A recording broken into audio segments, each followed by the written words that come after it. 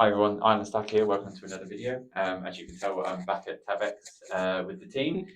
Today we're also joined by Georgina. So welcome, Georgina. If you just want to just a quick overview of what you do here at Tavex. So my name is Georgiana and I am the customer service specialist. I'm the first person you will see as you walk in. I'm here to help with buying and selling gold, silver, scrap, just anything you have. Yeah, perfect. And you already know me.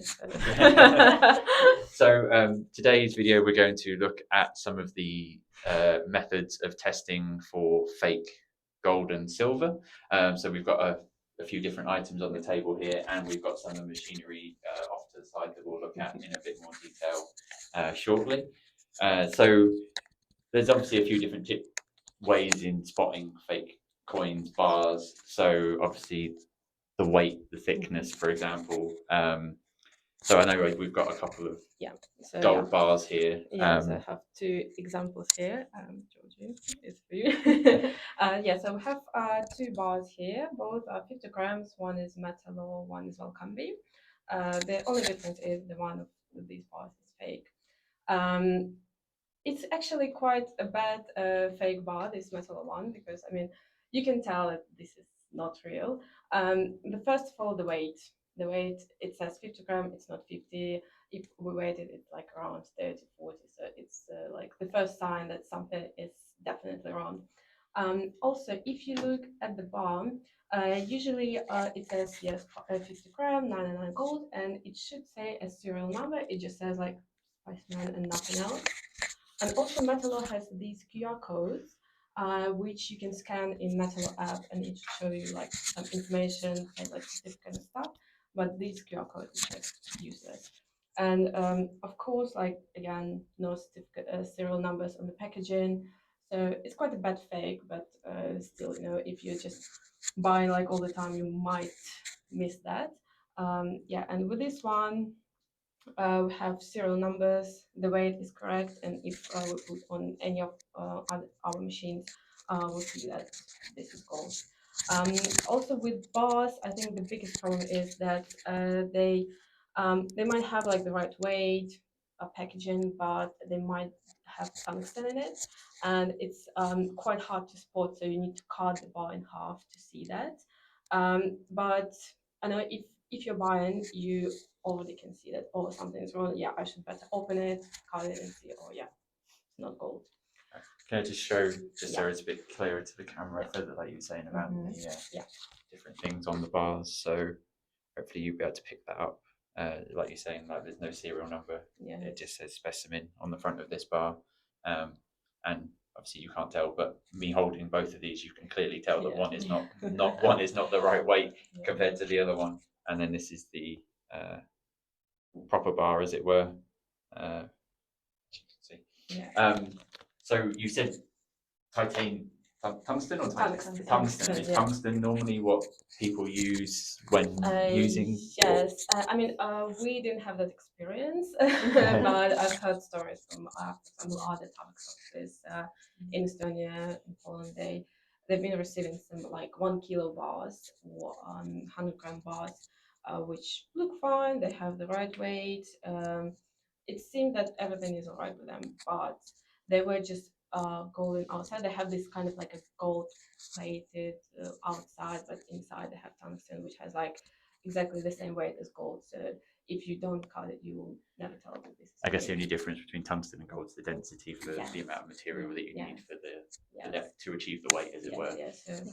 And I think usually it happens with bars which are not in packaging, but I think it can happen with packaged bars as well. So you need to. I would say always check the weight, and serial numbers is like one of the most important things. I suppose with the stuff with like the metal ones, if they've got the QR code, that obviously helps. QR code helps a lot. Also, palm bars have QR codes on their packaging, and always scan them because fake palm bars, if you scan the QR code on them, it might go like to a palm website and you might think, oh yes, it's real, but it should show you a certificate with the same serial number, with the weight, with everything. So please double check that. Yeah, I suppose there's similar security features in some of the coinage. So like the Yeah, Britannias, for yeah, example, obviously they Britannias, have the hologram. yeah, And Britannias, the, yeah, quite easy to see if it's fake or not. yeah, So, obviously yeah. some of the older coins might not be as easy, Yeah. and I'm sure the sovereigns, as we is Yeah, probably one of the sovereigns most is- fake coins that yeah, the people see. sovereigns, yeah, I would say that this is like number one, like not fake. It's not like a fake gold, but it's replicas. It's not like a genuine sovereign. Not this one, but in general. So with sovereigns, I would say first of all weight as well, because replicas they might be like quite few grams more or less.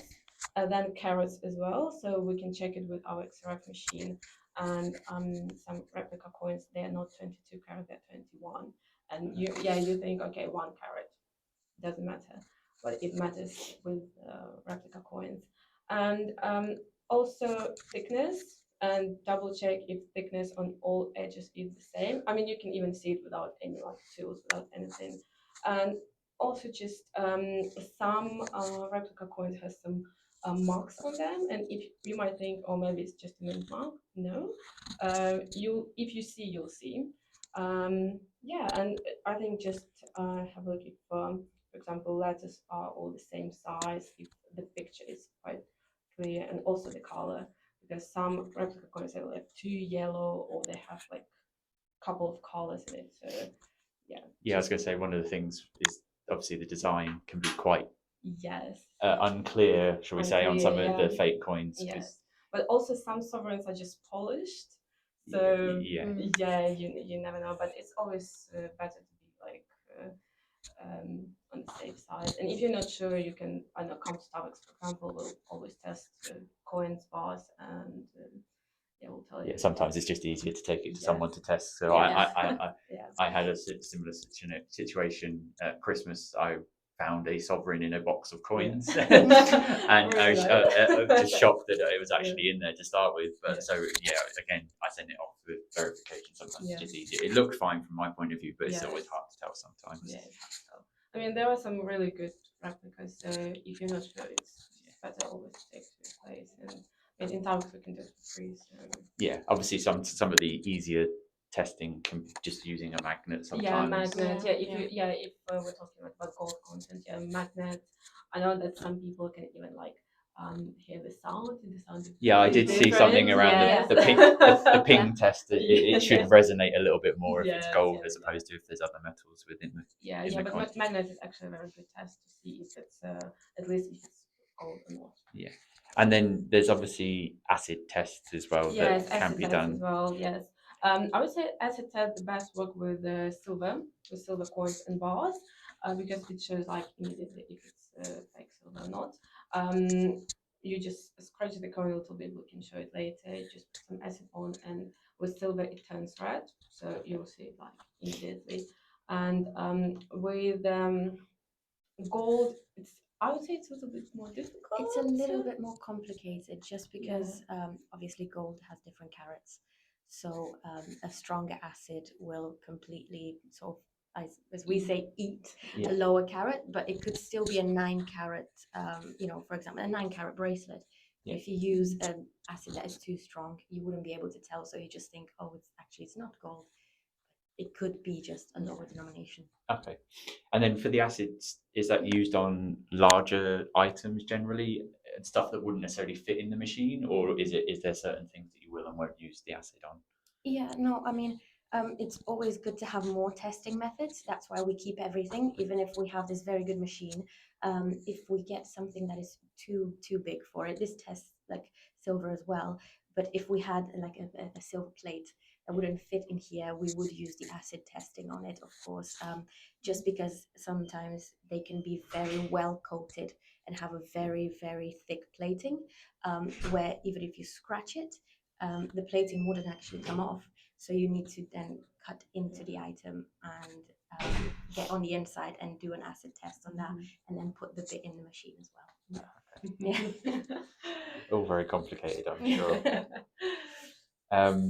So then there's some other bits and pieces that you brought out that Yes. you've got. So is this stuff that customers have bought in to sell to you, Yes. jewelry wise? That you Yes, it's we started buying jewelry like 2 months ago maybe. Yeah. And yeah, we have some pieces on the table.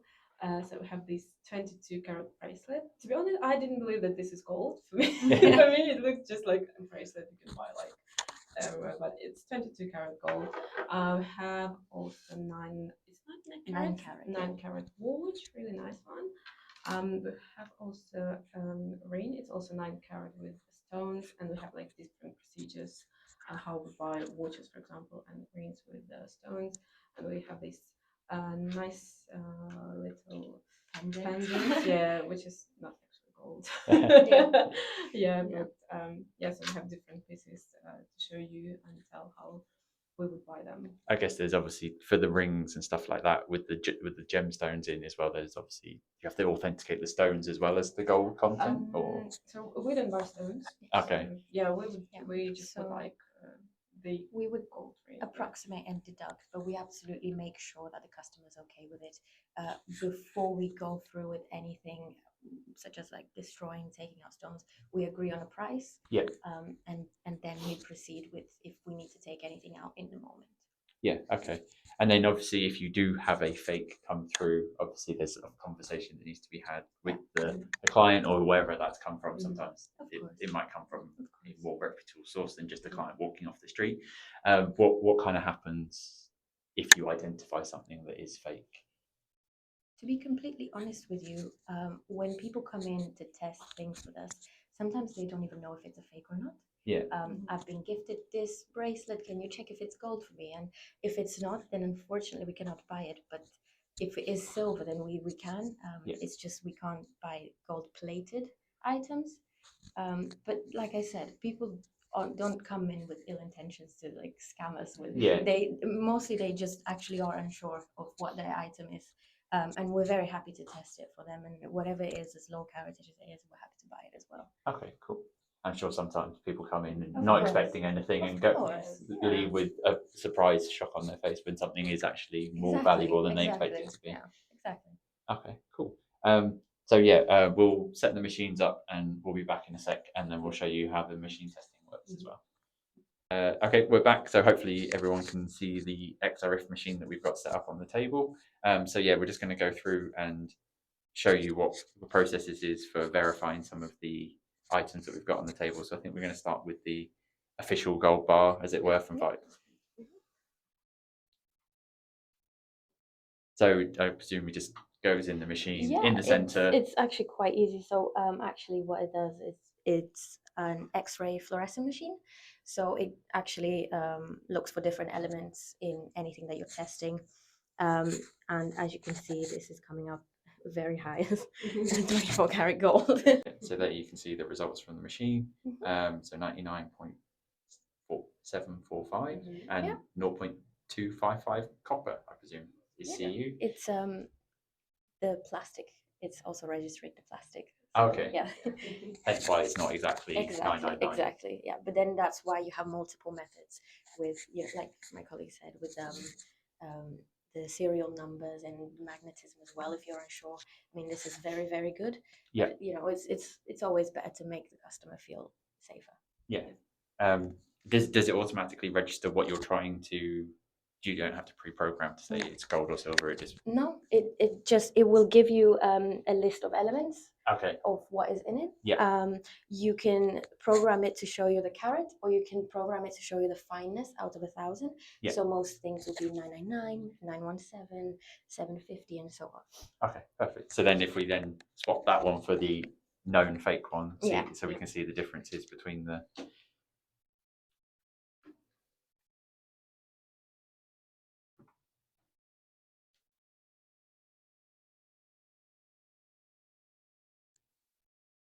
Plethora of things in there. So testing my science knowledge from back in school. So PB's lead, ZN zinc, copper, and nickel. Yes, and as you can see, the carat is 0. Yeah, it doesn't seem like there's any gold in there at all. Yeah. Okay. Yeah, but it's very good because it gives you it by percentage, but it also tells you if things are gold plated. So if we do have something gold plated, a red message will come up at the top of the screen saying check for gold plating. Okay. And then I know these things aren't the cheapest things in the world, so I'm not sure people aren't going to have these at home, but I know there's different variations of these. So I presume this is fairly expensive. As you said before we started filming, that you had to bring this all the way across from Norway. Yes. Yeah. So then we've got some other bits and pieces. So so this is just a standard sovereign, so it should show up as 22 carat, hopefully.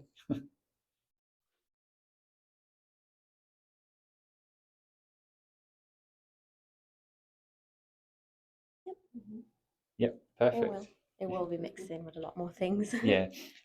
With the older coins like the sovereigns and stuff, is there generally more variety in the metals that are in them compared to the more modern stuff, which is mainly copper?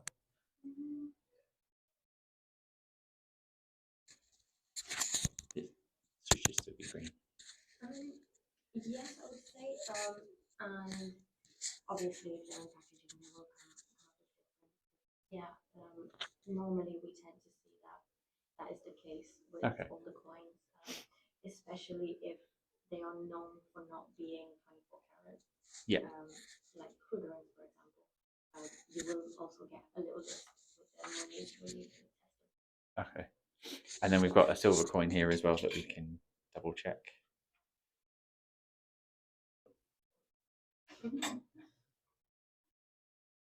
So with obviously that was in a capsule. Does it make any difference with it being in or out of the capsule? Obviously, for plastic, will have some. Sometimes it depends on the thickness of the plastic. Yeah. Our capsules are quite thin, so that is absolutely fine with our plastic capsules. But sometimes you have those permanent ones that are like permanently locked in and they're very thick. Yeah. So with that, again, we agree on a price before, just to make sure that the customer is absolutely all right with us breaking the packaging of their product. Yeah, that's fine. Yeah, and hopefully you can see that that's 99.9% silver and a small percentage of copper. And then I guess with the watches, for example, can that go through the machine as well, or? Absolutely. When we purchase watches, the mechanism is never gold.